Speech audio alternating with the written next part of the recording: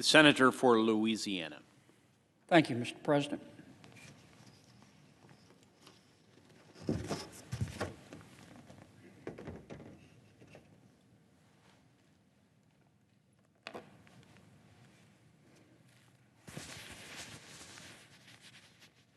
$3 trillion.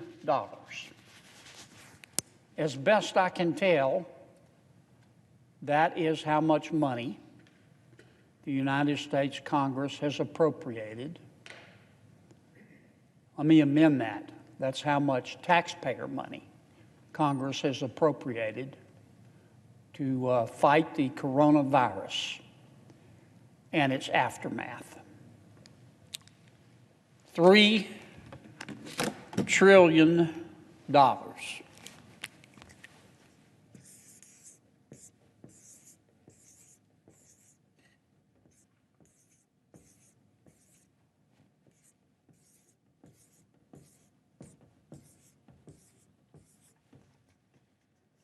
That's 12 zeros.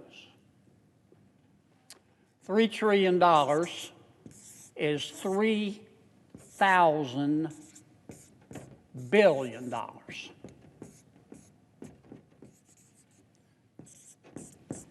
These numbers take my breath away, Mr. President.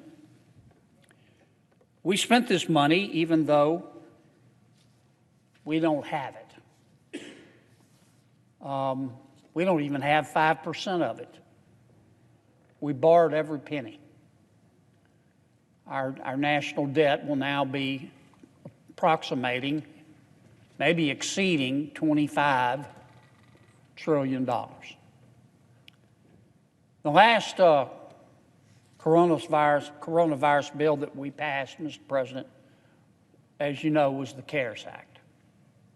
But it was not the only bill.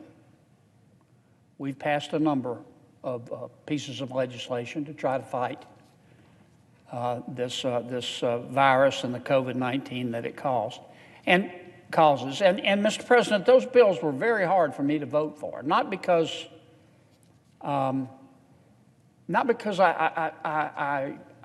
don't care about the American people. I do, of course. We all do. But because of the fact that it was just such a staggering amount of money. I have spent my career in government more at the state government level than the federal government level, but I have spent my career in government being cheap when it comes to taxpayer money. And it bothers me, as it should bother all of us, that we spent money that we don't have. I've driven all over Washington, D.C., and I can't find the money tree. These are taxpayer dollars. But I voted for the bills, including but not limited to the CARES Act, because it was clear we had to do something. We had to appropriate money to fight the virus. We had to appropriate money to help people and their businesses to recover economically from the impact of the virus. We don't know what works in the CARES Act and what doesn't work, and we won't know for a while. I suspect we'll look back and say, well, this measure was a pretty smart thing to do, and with hindsight, but this measure fell a little bit short. But already, many of my colleagues, and I say this with respect, have other bills to spend even more money, primarily to help state and local government. It's like a Labor Day mattress sale around here. The number of bills flying around.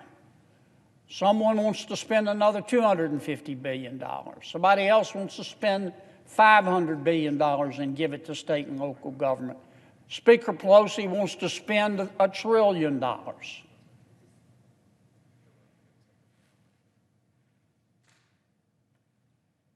I think all that's premature, Mr. President. I suggest that we pause, Once again, we see what works, we see what has worked, and see what hasn't worked. Also, it would seem to me that any fair-minded person would have to conclude that we should open up, once we open up government and see the economic impact, we'll have additional information. And make no mistake about it, we are going to have to open up the economy again. I don't see any reason why we can't both save lives and save jobs. So I want to make it clear, Mr. President, that every single one of these $3 trillion, as far as I'm concerned, is a precious commodity because they come from taxpayers. Now, the discussion that many of my colleagues have been having about spending additional money on top of the $3 trillion, specifically for state and local government, seems to forget that we've already appropriated an enormous amount of money to state and local government. In my state, for example, I'll just take Louisiana. I think as a result of the CARES Act, we're going to receive about $3.5 billion. And I'm very grateful for every single penny. This Congress appropriated $287 million for public schools in Louisiana, $190 million for universities, $623 million for hospitals. We have received extra Medicaid payments, and additionally, Louisianians have received $1.803 billion for state and local government. You add it all up, and that's about $3.5 billion that has already been appropriated just to Louisiana. Some states got more, some states got less. So the point I'm trying to make, Mr. President, is that we need to recognize the fact that we've already done a lot for state government. We've already done a lot for our cities. And I happily voted for the bill. I had some reluctance for reasons I've explained, just the breathtaking amount of money. Now, this doesn't mean that our states and local governments are not going to have to sacrifice. We've certainly asked the American people to sacrifice, and we certainly asked the American business community to sacrifice. And I think state government and local government are going to have to share in that sacrifice. They're going to have to scrub their budgets, and that's just a fact. As far as I'm concerned, the federal government needs to do the same thing. There's not a single member of this body that believes every single penny we spend in the federal budget is absolutely necessary. I have a bill, Mr. President, that I think may well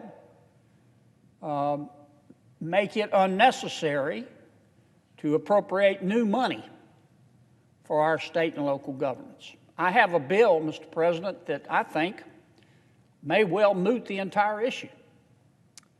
We made one mistake. We probably made others, but in my judgment, I know we made one in the CARES Act when we put restrictions on the amount of money that we gave to state and local government. Now, I understand why we did it, and at the time, I supported it.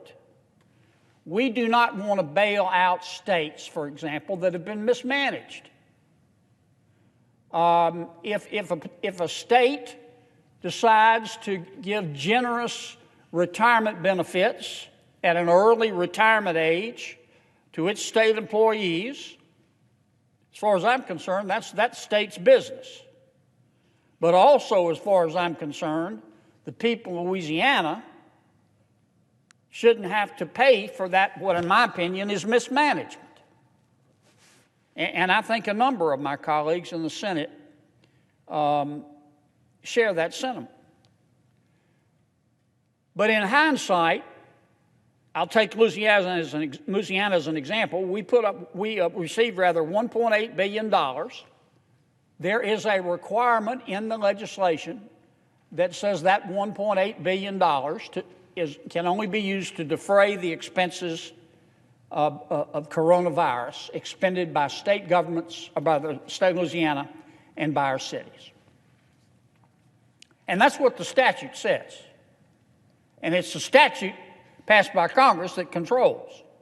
Now, the Department of Treasury has issued, I'm not sure what they issued, but they issued something, they didn't go through the APA, that says, well, the states, Louisiana, for example, has great flexibility to spend that $1.8 billion that we received in Louisiana that went to state and local government. They can spend it on first responders and policemen and school teachers, and I appreciate the Department of Treasury issuing that, whatever it was they issued.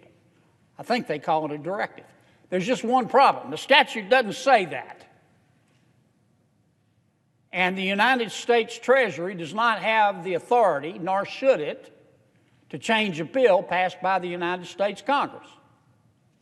So I'm grateful to Secretary Mnuchin to try to help here. But I don't believe what he's doing is legal. And it gives me great pause that state government and our cities might act on a directive from the Treasury that could change 2 weeks from now. I think the only way to address this issue is through a statute passed by Congress. Here's what my bill would do. My bill would not appropriate any new money. Let me say that again. My bill would not appropriate any new money. My bill would say, with respect to the $150 billion that this Congress, unanimously in the Senate, has already appropriated to help state governments and local governments, that's the $1.8 billion that I'm referring to that Louisiana received, my bill would just say they can use that money for operating expenses. They can't use it, my bill would specifically prohibit it, to bail out mismanaged retirement systems. They can't use it to bail out any retirement systems, mismanaged or otherwise. But they can use that money, with this small change to the CARES Act, to fill the holes in their budget as a result of any revenue shortfalls. In my state, for example, Mr. President, we're very heavily reliant on the sales tax and on the personal income tax. I think that this measure may well moot the issue of having to appropriate brand new money for states and local governments. The governors I talk to, Mr. President, tell me, Kennedy, look, we really appreciate the money you sent to state and local government. There's just one problem. Our hands are tied. Our problem today is not enough money to fight the virus. Our problem today is how do we fill a hole as a result of the shortfalls in our sales tax. And that's what my bill would do, Mr. President. And for that reason,